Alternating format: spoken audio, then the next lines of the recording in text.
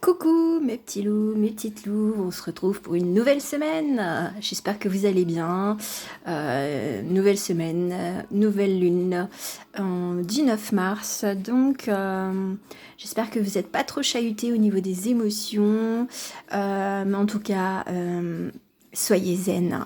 Et donc ce que j'ai choisi en petite musique de fond, c'est mon mantra préféré, c'est Don't Worry, Be Happy, mais en remix. Donc voilà, il y aura la petite musique qui s'arrêtera et ensuite je choisirai une autre musique. Voilà, donc c'était pour vous apporter des petites énergies un petit peu tranquillou. C'est quoi la vidéo, la guidance d'aujourd'hui, Mary? Sincèrement, je ne sais pas si je referai une guidance spécifique pour la lune, je ne sais pas. Parce que je trouve que déjà, j'ai déjà tiré quelques cartes et ça me parle déjà quand même par rapport à ce qui se passe au niveau de cette lune. Donc, je ne vous promets rien. Je ne sais pas si il y aura une spéciale guidance lune. Donc là, ça sera plutôt une guidance pour la semaine, on va dire, voilà. Je reprends un petit peu le principe de la semaine dernière, mais avec des petits ajouts. Donc, qu'est-ce que vous avez comme protection cette semaine? Vous avez la protection de la déesse Epona, qui est une déesse gauloise, donc with leadership. Donc c'est je veux dire, c'est le commandant sage. Ce qu'elle représentait, c'était surtout une déesse associée au cheval.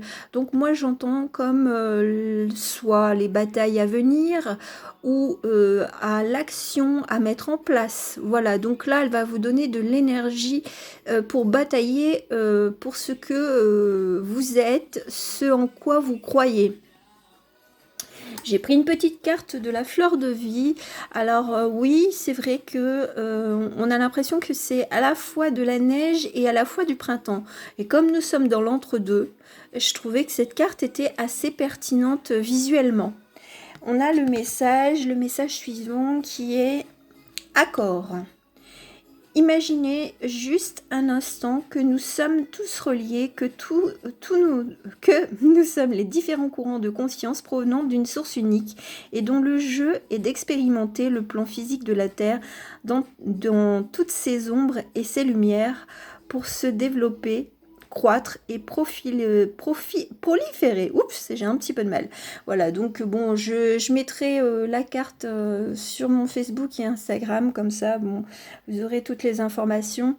Je vais passer au choix de l'autre musique, parce que c'était juste une petite musique d'introduction. Alors, nous allons mettre quoi? Ben, on va mettre ça. Voilà. Voilà, donc on est, j'ai l'impression que justement on est tiraillé entre l'ombre et la lumière, entre se voir avec nos compétences, nos bonnes qualités, et puis à notre jour, eh bien, on va se dire ah non, je suis complètement nulle. Enfin voilà, ce genre de dualité. Voilà, moi c'est ce que j'entends. Mais sincèrement, enfin, mais non, je veux plus utiliser le mais. Donc c'est de vouloir en chacun de nous d'y voir le positif et de chasser le négatif dès qu'il apparaît, surtout quand il vous dit des choses qui ne sont pas forcément vraies, ou alors qui sont un peu, enfin je veux dire, dites de façon trop exagérée. Donc ne laissez pas vos pensées prendre le dessus, surtout quand elles sont, je veux dire, dans un état mélancolique, et c'est surtout quand même lié avec cette lune. Donc ne vous laissez pas aspirer par toutes les émotions du passé ou les émotions qui peuvent provoquer un état, on va dire, général un peu en berne. Pourquoi? Parce qu'on est quand même... bon, de toute façon, ouais, ça va être une vidéo quand même sur la Lune. Parce que les messages de la Terre, enfin, au travers de l'oracle de la Terre, c'est le volcan, les nuages et la fleur de lotus. On est sur l'explosion en nous. On est obligé d'exploser, enfin, peut-être de libérer des émotions.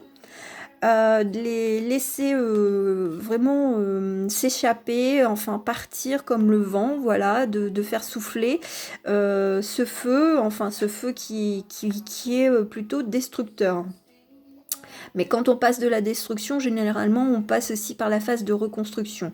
Donc le vent chasse les mauvaises idées, chasse, on va dire peut-être la colère, enfin les énergies qui sont peut-être lourdes, pour pouvoir recontinuer sur un autre mode et de devenir une fleur de lotus. La fleur de lotus, il faut savoir qu'elle naît dans la boue, dans l'eau, enfin pas dans des choses très, très jolies, on va dire.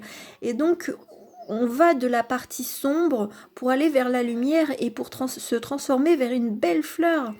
Donc voilà, il y a un passage, il y a une transition de destruction à reconstruction. Mais vous n'êtes pas seul. Et vous en avez la force avec la déesse Epona. Je dis ça pourquoi? Parce que de toute façon, les cartes que j'ai tirées avec le jeu d'Algariel, elles ont continué dans le même sens. Nous avons la carte de la mort avec la clé. Donc on passe par un sentiment de destruction, de perte, pour justement avancer peut-être sur une nouvelle porte. Donc on est obligé, enfin on est obligé, non, on n'est jamais obligé, mais je veux dire, il ne sert à rien de se voiler la face parce que nous sommes dans des cycles. Et là, bientôt nous arrivons au printemps, donc nouveau cycle.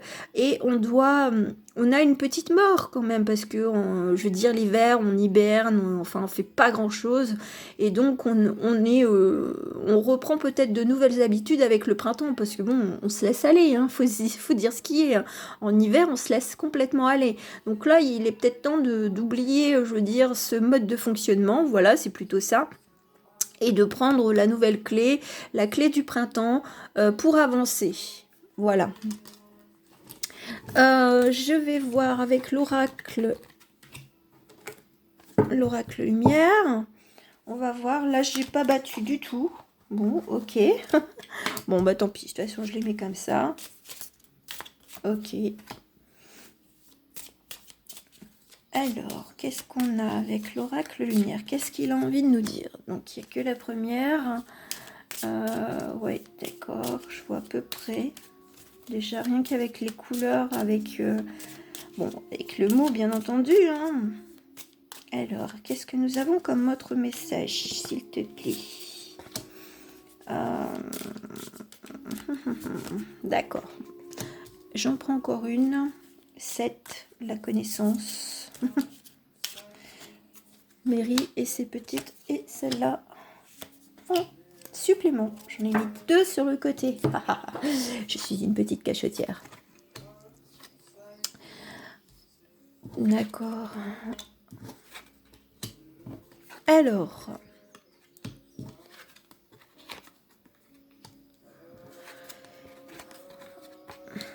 Donc, ça parle déjà de relations. Donc, il y en a pour qui ça va parler du domaine professionnel. Et il y en a pour d'autres, ça va parler de relations amicales ou amoureuses. Pourquoi?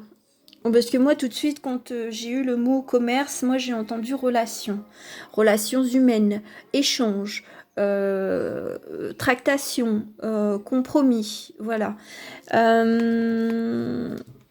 On a une carte, c'est la seule carte négative du jeu, enfin de ce tirage, c'est l'ennemi. Parce que nous avons le soleil, nous avons le déplacement et la route, ce qui est, enfin, je veux dire, un peu cohérent si vous avez une profession dans le commerce. Pyramide, cadeau, récompense. Et nous avons la rencontre. Et les 2 cartes supplémentaires que j'ai tirées, alors, qu'est-ce que c'était ? Invitation et horizon nouveau. Bon, ben écoutez, il y en a qui justement vont se dépêtrer de relations qui sont un peu nocives. Vous allez voir vos ennemis. Justement, vous allez découvrir vos ennemis. Surtout quand je vois avec la carte de la pyramide, qui était juste en dessous de l'ennemi, j'ai l'impression que vous allez voir clair dans certaines personnes, dans le jeu de certaines personnes. et ça va vous apporter justement un regain de confiance, parce que peut-être que ces personnes jouaient le jeu de ah oui, mais tu sais, tu devrais pas faire ça, ou tu le devrais faire comme ça, ou enfin, le genre de personne qui vous insinue des petites choses sans avoir l'air d'être manipulateur, et qui vous installe, vous instaure des idées un petit peu négatives. Et donc avec cette carte de la pyramide, vous allez comprendre que ce jeu-là, ces personnes-là, en fait, elles jouent un double jeu. C'est juste parce que comme vous rayonnez comme un soleil, eh bien, elles ont envie de vous pourrir la vie, voilà, complètement. Elles ont envie de vous pourrir la vie, et ça va vous amener, on va dire, vers d'autres horizons, d'autres routes, au niveau relationnel. Après, celles qui sont en relation amoureuse, on vous dit que vous allez découvrir le pot-au-feu de la personne qui est en contact avec vous, ou enfin je veux dire, ou qui est avec vous, hein, que vous soyez en couple ou non. Pourquoi? Parce que de toute façon, on a le même processus, et en découvrant le poteau rose, vous allez, on va dire, quitter cette personne. Vous allez prendre, ou peut-être prendre vos distances. C'est peut-être pas quitter la personne, mais c'est prendre vos distances. Et dans ce cas-là, on vous apporte du soleil, on vous apporte des cadeaux, des récompenses, on vous apporte des horizons nouveaux. Et il y a la perspective de nouvelles rencontres et de sorties. Donc là, c'est vraiment axé sur les relations humaines. Là, c'est une semaine où on voit clair, hein, on voit clair, et donc avec les cartes, justement, avec la mort et la clé, bah, on met fin à certaines choses qui ne sont pas bonnes pour nous. Voilà, et donc ça nous met dans un état un peu colérique, peut-être, ou de s'exprimer comme un volcan, où on libère son feu, et puis bon, après on a l'apaisement des nuages qui chassent justement cette colère, cette incompréhension, cette tristesse, cette frustration, pour faire renaître une nouvelle fleur. Voilà, voilà, voilà, voilà.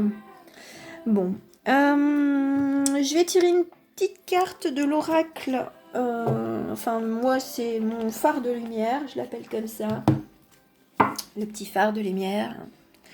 Un petit conseil pratique du quotidien, un petit peu, pour vous donner votre orientation pour cette semaine. Alors, quel message as-tu envie de transmettre à mes petits loups et à mes petites louves, s'il te plaît? Bon, ok. Bon.